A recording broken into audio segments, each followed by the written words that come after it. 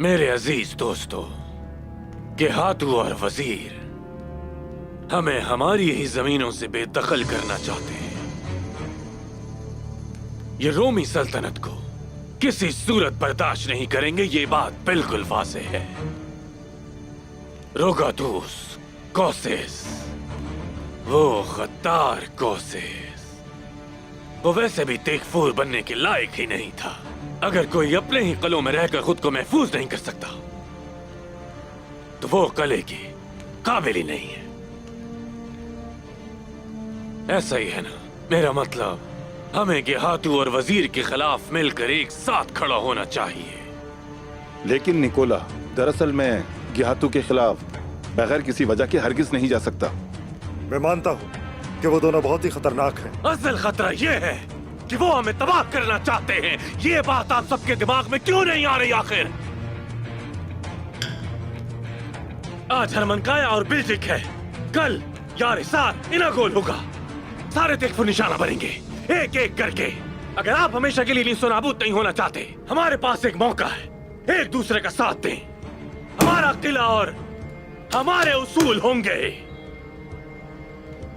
हरमनकाया और बिल्जिक दोनों में हमारे कवानीन फिर से लागू होने चाहिए। हम अजीम रोम के मकरूस हैं, हम सब के सब।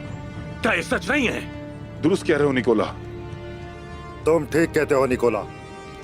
लेकिन निकोला, ये कैसे मुमकिन है? हम अपने कले कैसे वापस लेंगे? उसी तरीके से जो हम अच्छी तरह जानते हैं, खून बहाकर, और अगर जरूरत पड़े तो अपना भी खून बहाकर, उनसे लड़कर, खून बहाकर, जंग करके, रोम के लिए, यीशु मसीह के लिए। यही मौका है एक दूसरे का साथ देने का।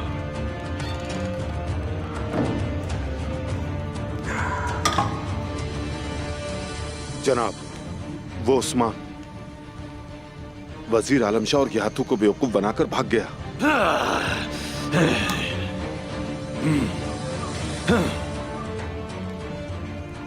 देखा आप सबने, ये उस्मान।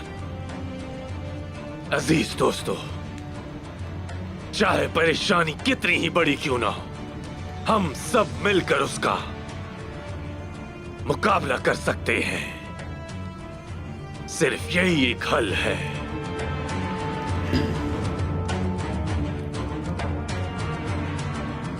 मैं कल अपने महल वापस जाऊंगा और अपनी तमाम तर तैयारियां मुकम्मल करने के बाद हम सब अलग अलग मकामात से हरमनकाया के लिए रवाना हो जाएंगे।